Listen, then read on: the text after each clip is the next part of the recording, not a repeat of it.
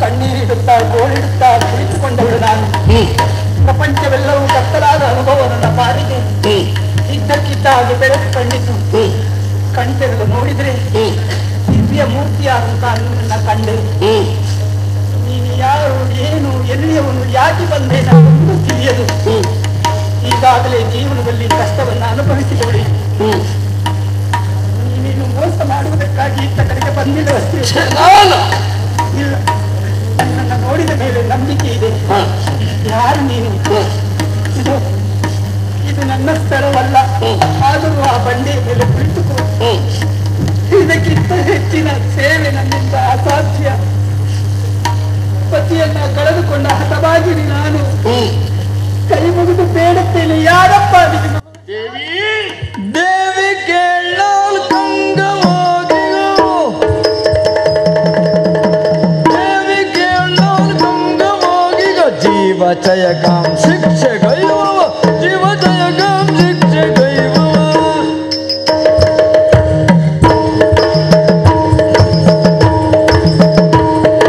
ಕೋವಿದಳಯವ ಧರ್ಮದಿ ಗಜಿವ ಜೀವನೊಯ್ಯಲು ಬಂದೆನು ಕಾವ್ಯ ಮತಿಯ. ದೇವಿ, ನನಗರಿವಿಲ್ಲದಂತೆ ನನ್ನ ಬಾಯಿಂದ ಬಂದಂತಹ ಮಾತಿ. ಹೆಣ್ಣು ನೀನು, ಕಣ್ಣೀರು ಸಹಜವಾದುದು.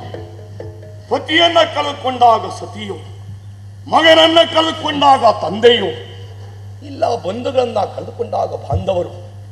ದುಃಖಿಸಬೇಕಾದರೂ ಕಣ್ಣೀರಿಡಬೇಕಾದರೂ ಭಾವನಾತ್ಮಕ ನೆಲೆಯಲ್ಲಿ ಸಹಜವೇ ಆದರೂ ಸಹ ನನ್ನ ನೆಲೆಯಲ್ಲಿ ಅದಕ್ಕೆ ಬೆಲೆಯೇ ಇಲ್ಲ. ಈ ಪ್ರಪಂಚದ ನಿಯಮವೇ ಅದು. ಈ ಪ್ರಪಂಚದ ಸೃಷ್ಟಿಯನ್ನು ನೋಡಿದ್ದೀಯ. ಅಂಡಜ, ಪಿಂಡಜ, ಶ್ವೇತಜ, ಶ್ವೇತಜ, ಉದ್ವಿಜ ಎನ್ನುವಂತಹ ಚತುರ್ವಿಧವಾದಂತಹ ಸೃಷ್ಟಿಕರ್ತನಾದಂತಹ ಬ್ರಹ್ಮದೇವ ಅದಕ್ಕೆ ಒಡೆಯ. ಹಾಗೆ ಈ ಸೃಷ್ಟಿಯ ನಿಯಮದಲ್ಲಿ ಯಾವುದು ಶಾಶ್ವತ ಎನ್ನುವುದಿಲ್ಲ. ಹುಟ್ಟಿದ್ದು ಒಂದು ದಿವಸ ಲಯಗೊಳ್ಳಲೇಬೇಕು, ಸಾಯಲೇಬೇಕು. ಅಂತಹ ಜೀವಿ ಆಯುಷ್ಯವನ್ನು ಕಳೆದುಕೊಂಡು ಗತಿಸಿರುವಂತಹ ಸಂದರ್ಭದಲ್ಲಿ ಅವನ ಜೀವಾತ್ಮವನ್ನು ವಶಪಡಿಸಿಕೊಂಡು ಅವನಿಗೆ ಸಿಗಬೇಕಾದಂತಹ ಸ್ಥಾನವನ್ನು ಕಲ್ಪಿಸಬೇಕಾದಂತಹ ಸ್ಥಾನ ನನ್ನದು. ಇನ್ನೂ ಸ್ಪಷ್ಟವಾಗಿ ಹೇಳ್ತೇನೆ, ಕಾಲ, ಅಂತಕ, ಯಮ ಎನ್ನುವ ಹಾಗೆ ನನ್ನನ್ನು ಕರೆಯುತ್ತಾರೆ. ಇನ್ನೂ ವಿವರವಾದ ಪರಿಚಯ ಬೇಕಾ? ದಿಕ್ಪಾಲಕರಲ್ಲಿ ಒಬ್ಬನಾಗಿರುವವನು, ದಕ್ಷಿಣಾಧಿಪತಿಯಾಗಿರುವಂತಹ ಅಂತಕ ನಾನಾಗಿದ್ದೇನೆ. ನಿನ್ನ ಪತಿಯ ಪ್ರಾಣ ಹಾರಿ ಹೋಗಿದೆ. ಆ ಪ್ರಾಣ ಪಕ್ಷಿಯನ್ನು ವಶಪಡಿಸಿಕೊಳ್ಳುವುದಕ್ಕಾಗಿ ಬಂದವ ನಾನು. ಹಾಗಾಗಿ ಆ ಶವವನ್ನು, ಜೀವಾತ್ಮವನ್ನು ಬಿಟ್ಟು ಸರಿ ನನ್ನ ಕಾರ್ಯಕ್ಕೆ ನಾನು ಮುಂದಾಗ್ತೇನೆ. ಚೋದಿಗವನ ಕಂಡೆ ಜಗದಿ ಪ್ರಚೋದಿತರು ಬೇಳುವರು. ಚೋದಿಗವನ ಕಂಡೆ ಜಗದಿ ಪ್ರಚೋದಿತರು ಬೇಳುವರು. ಕಾಲನ ಆಧಿಪತ್ಯದ ದೂತರೊಯ್ಯುವರೆನಲು ನೀನೇಗೆ. ಕಾಲನ ಆಧಿಪತ್ಯದ ದೂತರೊಯ್ಯುವರೆನಲು ನೀನೇಗೆ.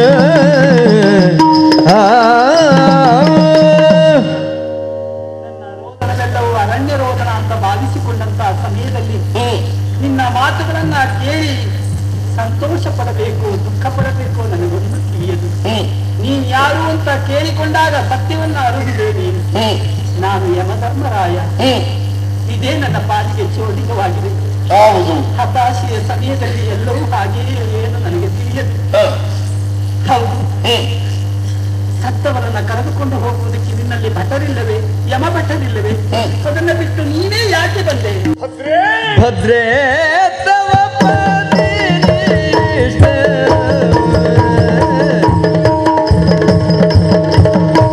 ಭದ್ರೇ ತವ ಪತಿ ನಿಷ್ಠೆ ಉಜ್ವಲತೆ ಕಂಡು. ಭದ್ರೇ ತವ ಪತಿ ನಿಷ್ಠೆ ಉಜ್ವಲತೆ ಕಂಡು. ಮದ್ದೂದರಂಜಿದರು ಬಂದೆ ಅದಕ್ಕಿಂದು.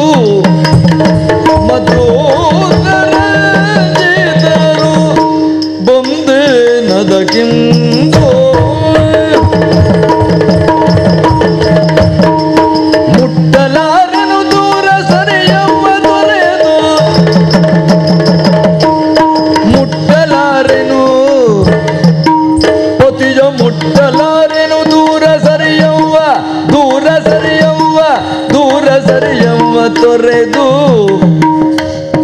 ಹುಟ್ಟಿದವರಿಗೆ ಮರಣ ಕಟ್ಟಿಗುದನರಿದು ಹುಟ್ಟಿದವರಿಗೆ ಮರಣ ಕಟ್ಟಿಗುದನರಿದು ಮುಟ್ಟಲಾರಿದು ದೂರ ಸರಿಯವ್ವ ತೊರೆದು ಹುಟ್ಟಿದವರಿಗೆ ಮರಣ ಕಟ್ಟಿಗುದನರಿದು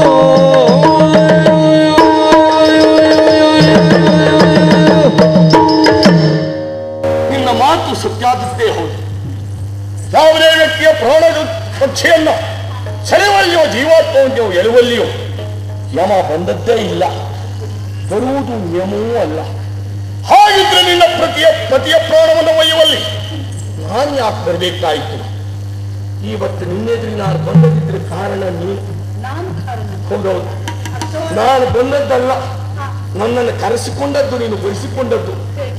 ಹೇಗೆ ಅಂದ್ರೆ, ನಿನ್ನ ಪತಿಯ ಪ್ರಾಣ ಹೋದಂತಹ ಸಂದರ್ಭದಲ್ಲಿ ಅವರ ಕರ್ತವ್ಯಕ್ಕನುಗುಣವಾಗಿ ನಮ್ಮ ದೂತರು ಇದನ್ನು ವಶಪಡಿಸಿಕೊಳ್ಳುವುದಾಗಿ ಬಂದು ಏನು ಮಾಡೋಣ? ಸಾಮಾನ್ಯ ಹೆಣ್ಣು ನೀನಲ್ಲ ಎನ್ನುವುದು ಈಗ ಅರ್ಥ ಆಗಿದೆ.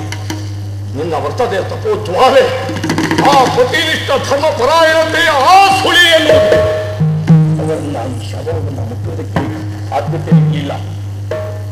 ಇದನ್ನ ಮುಟ್ಟಲಿಕ್ಕಾಗದೆ ಅಂಜಿ ಹಿಂದೆ ಸರಿದವರು ನಮ್ಮ ದೂತರು. ಅವರೇನೋ ಅಂಜಿದರು ಎಂದ ಆ ಕ್ಷಣದಲ್ಲಿ ನನ್ನ ಕರ್ತವ್ಯ ನಾನು ಬಿಡ್ಲಿಕ್ಕೆ ಸಾಧ್ಯ ಇಲ್ವಲ್ಲ. ಹಾಗಾಗಿ ನಿನ್ನ ಪತಿಯ ಪ್ರಾಣವನ್ನು ಸೆಳೆಯುವುದಕ್ಕಾಗಿ ಸ್ವತಃ ನಾನೇ ಬಂದಿದ್ದೇನೆ. ದೇವಿ, ಸಾಮಾನ್ಯ ಹೆಣ್ಣು ನೀನಲ್ಲ ಮೊದಲೇ ಹೇಳಿದ್ದೇನೆ. ಸಹಜ ಗಂಡನನ್ನ ಕರೆದುಕೊಂಡವರು ಅಲ್ಪಾಯವಾಗಿ ನಿನ್ನ ಗಂಡ ಗತಿಸಿ ಹೋಗಿದ್ದಾನೆ. ನನ್ನ ಕೈ ಸೇರಬೇಕಾದರೂ ಅದು ವಿಧಿ ನಿಯಮ, ಪ್ರಕೃತಿಯ ನಿಯಮ. ಸತ್ತ ಗಂಡನ ಕುರಿತಾಗಿ ರೋಧಿಸಿದರೆ ಏನು ಪ್ರಯೋಜನ ಹೇಳ್ತದೆ? ಇವತ್ತಲ್ಲ ನಾಳೆಯಾದರೂ ಅವ ಸಾಯಬೇಕಾದರೂ ಲೋಕ ಧರ್ಮ ಲೋಕ ರೂಢಿಯಲ್ವ? ಹುಟ್ಟಿದವರಿಗೆ ಸಾವು ಕಟ್ಟಿಟ್ಟ ಬುದ್ಧಿ. ಹುಟ್ಟು ಎನ್ನುವುದು ಆಕಸ್ಮಿಕ, ಬದುಕು ಎನ್ನುವುದು ಅನಿವಾರ್ಯ, ಸಾವು ಎನ್ನುವುದು ನಿಶ್ಚಿತವಾದದ್ದು. ಅದನ್ನು ತಪ್ಪಿಸುವುದಕ್ಕೆ ಯಾರಿಂದಲೂ ಸಾಧ್ಯ ಇಲ್ಲ. ಹಾಗಾಗಿ ಮುಟ್ಟಲಾರೇನು ಪ್ರಾಯನಾಗಿರುವಂತಹ ನಿನ್ನ ವ್ಯಕ್ತಿತ್ವದ ಎದುರಿನಲ್ಲಿ ಬಂದು ನಿನ್ನ ಮೇಲಿರುವಂತಹ ನಿನ್ನ ಗಂಡನ ದೇಹವನ್ನು ಆ ಜೀವಾತ್ಮವನ್ನು ಸೆಳೆಯುವಲ್ಲಿ ಖಂಡಿತ ನಾನು ಮುಟ್ಟಲಾರೆ. ಹಿತದ ಮಾತು ಹೇಳ್ತೀನಿ, ಆ ಶವವನ್ನು ಬಿಟ್ಟು ಸರಿ ಮಾಡ್ತೀನಿ, ಬಿಟ್ಟು ಸರಿ. ಶರಣೆಂಬೆ ಧರ್ಮದೊಲವಿಗೆ ದ್ಯುಮಣಿ ಸಂಜಾತ ಸರಿವೆ ಪಿಂದಕಯಾದಡಿಗುದೊಂದು ಭಿನ್ನಪೋ ಒಂದು ಭಿನ್ನಪೋ. ಶರಣೆಂಬೆ ಧರ್ಮದೊಲವಿಗೆ ದ್ಯುಮಣಿ ಸಂಜಾತ ಸರಿವೆ ಪಿಂದಕಯಾದಡಿಗುದೊಂದು ಭಿನ್ನಪೋ. ಅರಸನು ಮಗುಳಿಯಬೇಕು ಎನ್ನರಸನು ಮಗುಳಿಯಬೇಕು.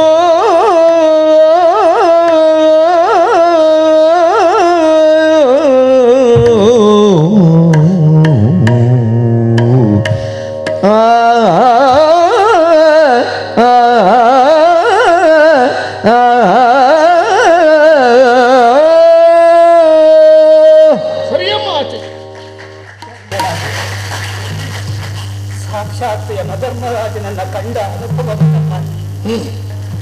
ಧರ್ಮವನ್ನ ಮೀರಲಾರೆ, ಯಾವುದೇ ಭಾವನೆಗಳಿಗೆ ಒಳಪಡಲಾರೆ, ನನ್ನದಾದಂತಹ ಕರ್ಮವನ್ನ ಮುಗಿಸುವುದಕ್ಕೆ ಅವಕಾಶವನ್ನು ಕೊಡುವಂತ ಕೇಳಿಕೊಳ್ಳುತ್ತಿದೆಯಲ್ಲ. ಖಂಡಿತ ಧನ್ಯರಾದ. ನಿನ್ನ ಧರ್ಮಕ್ಕೆ ನಿನ್ನ ಕರ್ಮಕ್ಕೆ ನಾನು ಅಡ್ಡಿ ತರಲಾರೆ ಪುಣ್ಯಾತ್ಮ. ಆದ್ರೆ ನಿನ್ನಲ್ಲಿ ಕೈ ಮುಗಿದು ಬೇಡಿಕೊಳ್ತೇನೆ, ಕಳೆದುಕೊಂಡಿರುವಂತ ನನ್ನ ಪತಿಯನ್ನ ನನ್ನ ಪಾಲಿಗೆ ಕರುಣಿಸು, ಕೈ ಬೇಡಿಕೊಳ್ತೇನೆ. ಸಾವಿತ್ರಿ, ಎಲ್ಲಿದ್ದೆ ನಿನ್ನ ಬುದ್ಧಿಯನ್ನು? ಹೆಣ್ಣಾದಂತ ನಿನ್ನ ಸ್ಥಿತಿಗತಿಯನ್ನ ಕಂಡು ಒಂದು ಕ್ಷಣ ಕನಿಕರಗೊಂಡನೇ ಹೊರತು ನಿನ್ನ ಪತಿಯ ಪ್ರಾಣವನ್ನ ಬಿಟ್ಟು ತೆರಳುವಲ್ಲಿ ನನಗೂ ಅದು ಧರ್ಮ ಎನಿಸದು. ಹೇಗೆ ಪತಿಯನ್ನು ಅನುಸರಿಸುವುದು ಸತ್ಯಾದವಳಿಗೆ ಧರ್ಮ ಅಂತಿದೆಯೋ, ನನ್ನ ಧರ್ಮ ಗದ್ದಿಸಿದವನ ಅವನ ಪ್ರಾಣ ಪಕ್ಷಿಯನ್ನು ನಾನು ಪಡೆಯಲೇಬೇಕು. ಸತ್ತು ಹೋದಂತ ಅವನನ್ನ ಮತ್ತೆ ಇರುವಂತ ಅಧಿಕಾರ ಖಂಡಿತ ಈ ಯಮಧರ್ಮನಿಗಿಲ್ಲ. ಹುಚ್ಚು ಹಠಕ್ಕೆ ಬೀಳಬೇಡ. ಸತ್ತು ಹೋದವನ ಶವ ಇದೆಯಲ್ಲ, ಅದರಿಂದ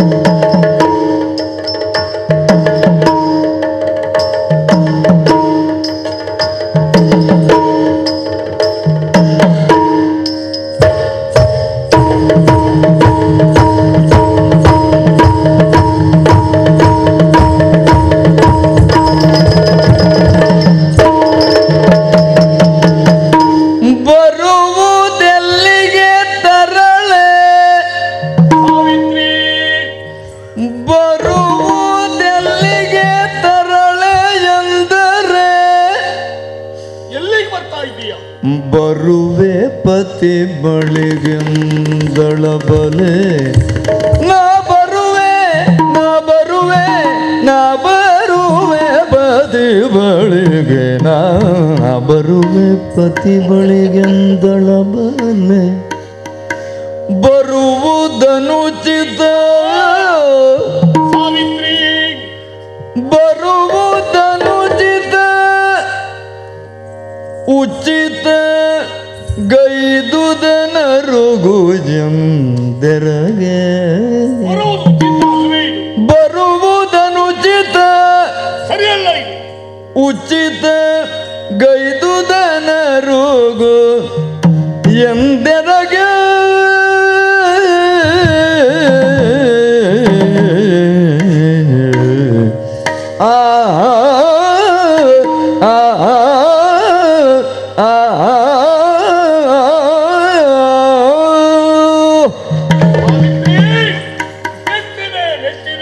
ಮೆಚ್ಚಿದ ಮೆಚ್ಚಿದ ಬಾದ್ರೆ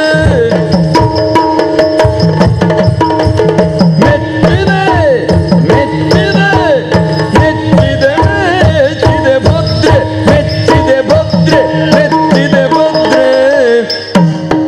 ತವ ನಿಶ್ಚಯ ಜಾಣ್ಮೆಯ ಮುದ್ರೆ ತವ ನಿಶ್ಚಯ ಜಾಣ್ಮೆಯ ಮುದ್ರೆ ನಿಶ್ಚಯ ಜಾಣ್ಮೆಯ ಮುದ್ರೆ ಅಚ್ಚ ದಾರಿದ್ರಿಗೆ ನಿಧಿಯಿತ್ತ ತೆರನಾಯ್ತು ಅಚ್ಚ ದಾರಿದ್ರಿಗೆ ನಿಧಿಯಿತ್ತ ತೆರನಾಯ್ತು ಇಚ್ಛಿತ ಉಚ್ಚರಿಸಿದ್ದೆ ಪತಿಯ ಬಿಟ್ಟು ಇಚ್ಛಿತ ಉಚ್ಚರಿಸಿದ್ದೆ ಪತಿಯ ಬಿಟ್ಟು ಅಚ್ಚ ದಾರಿದ್ರಿಗೆ ನಿಧಿಯಿತ್ತ ತೆರನಾಯ್ತು ಇಚ್ಛಿತ ಉಚ್ಚರಿಸಿದ್ದೆ ಪತಿಯ ಬಿಟ್ಟು ಮೆಚ್ಚಿದೆ ಸಾವಿತ್ರಿ ಮೆಚ್ಚಿದೆ ಮೆಚ್ಚಿದೆ ಮೆಚ್ಚಿದೆ ಭದ್ರೆ ನಿನ್ನ ನಿಶ್ಚಯವಾದಂತಹ ಈ ಪತಿನಿಷ್ಠ ಧರ್ಮ ಪರಾಯಣತೆ ಅದನ್ನು ಕಂಡಾಗ ಸಂತೋಷಗೊಂಡಿದ್ದೇನೆ. ನಿಮ್ಮ ಜೀವನದಲ್ಲಿ ಅನುಚಿತವಾದದ್ದು ನನ್ನ ಪಾಲಿಗೆ ಉಚಿತವಾಗಿದೆ. ನಿನ್ನ ಪತಿಯ ಪ್ರಾಣ ಪಕ್ಷಿಯನ್ನು ಒಯ್ಯುವುದು ನನಗೆ ಉಚಿತ. ಅವನ ಪ್ರಾಣ ಪಕ್ಷಿಯನ್ನ ಸೆಳೆದು ಪಾಶವಿಕ್ಕೆ ಮುಂದೆ ಸಾಗುತ್ತಿದ್ದ ಹಾಗೆ ಏನೇ ಇದು ನನ್ನ ಜೊತೆಯಲ್ಲಿ ಅವನ ಜೀವಾತ್ಮನ ಒಟ್ಟಿಗೆ ನೀನು ಬರ್ತಾ ಇದ್ದೀಯ. ನನ್ನೊಟ್ಟಿಗೆ ನೀನು ಬರುವುದು ಸರಿಯಲ್ಲ. ನನ್ನ ಗತಿಯೂ ಅದೇ. ಹಾಗೆ ಅಂತ ನೀನು ಬಂದಾಕ್ಷಣದಲ್ಲಿ ಅವನನ್ನು ಬಿಟ್ಟು ಹೋಗ್ತೇನೆ ಅಂತ ತಿಳ್ಕೊಳ್ಬೇಡ. ಆದರೆ ಪತಿಯನ್ನು ಅನುಸರಿಸುವುದು ಸತಿಯಾದ ತನಗೆ ಗತಿ ಅಂತ ಹೇಳಿದಿಲ್ಲ. ಈ ನಿನ್ನ ಪತಿ ನಿಷ್ಠೆಗೆ ಮೆಚ್ಚಿದ್ದೇನೆ. ಸರಿ, ಮೆಚ್ಚಿದಂತ ನಾನು ಕೇವಲ ಬಾಯಿ ಮಾತು ನಿನ್ನ ತೃಪ್ತಿ ಕೊಡಿಸುವುದಲ್ಲ, ಒಲಿದು ನಿಂತಹ ನಾನು ನಿನ್ನ ಬದುಕಿಗೆ ಬೇಕಾದಂತಹ ಭದ್ರವಾದಂತ ವರವನ್ನ ಕೊಡುವುದಕ್ಕೂ ಮುಂದಾಗಿದ್ದೇನೆ. ಸಾವಿತ್ರಿ, ನಿನ್ನ ಪತಿಯ ಪ್ರಾಣ ಒಂದನ್ನ ಬಿಟ್ಟು ಬೇಕಾದ ವರವನ್ನ ಕೇಳಿಕೊಟ್ಟೆ. ದೇವನಿ ಭಾವಲಿದು ನೀಡುವ ವರವ